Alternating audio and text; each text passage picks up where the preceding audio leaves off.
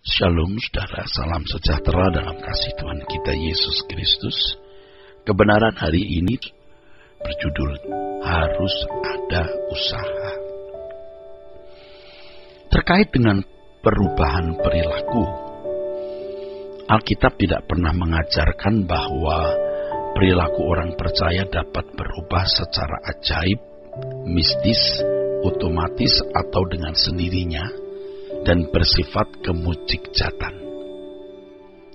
Bersifat kemujizatan. Saudaraku, perubahan perilaku harus terjadi melalui sebuah proses yang ketat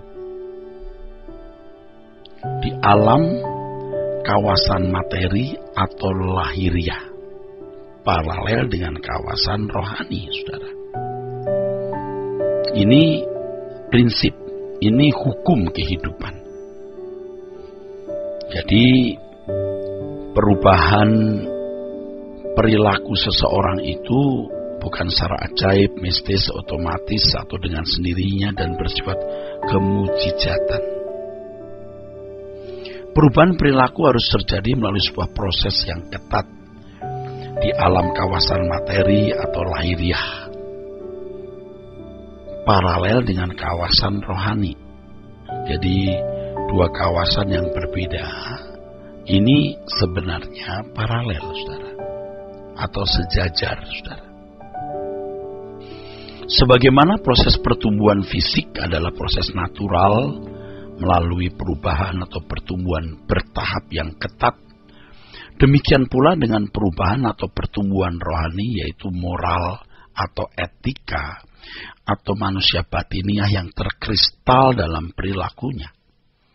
Itulah sebabnya ada panggilan orang percaya, ada panggilan bagi orang percaya, maksudnya saudaraku, untuk masuk dalam proses pemuritan. Untuk masuk dalam proses pemuritan.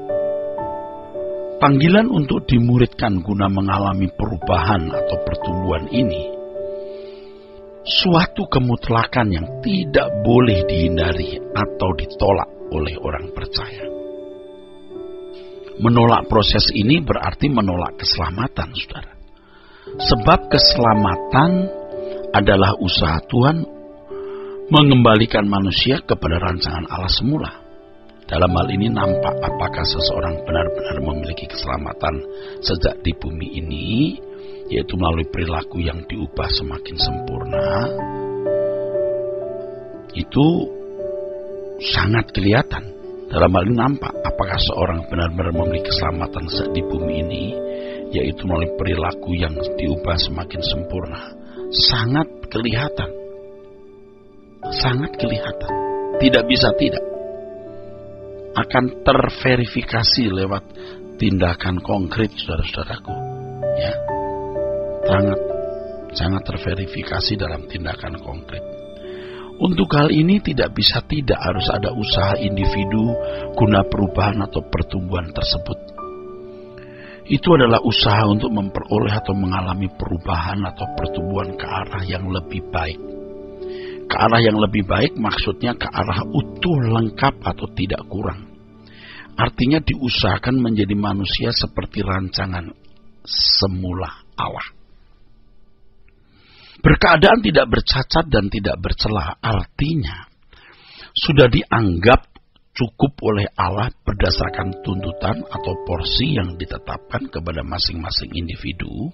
Sebab yang diberi banyak dituntut banyak, atau sebaliknya yang diberi sedikit dituntut sedikit.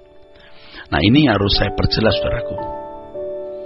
Jadi harus ada usaha individu guna perubahan atau pertumbuhan ke arah kesempurnaan. Itu usaha untuk memperoleh atau mengalami perubahan atau pertumbuhan ke arah yang lebih baik. Ke arah yang lebih baik maksudnya ke arah di mana seseorang bisa berkeadaan. Nah, ini ke arah di mana seseorang bisa berkeadaan utuh, lengkap, tidak kurang. Ya. diusahakan menjadi manusia sesuai rancangan Allah, berkeadaan tidak bercacat dan tidak bercela.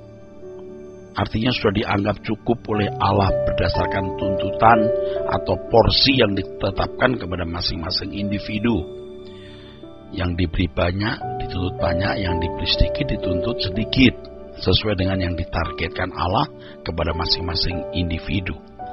Sempurna berarti juga teratur, bekerja secara benar sampai tujuan atau mencapai yang ditargetkan, serta dan baik sekali.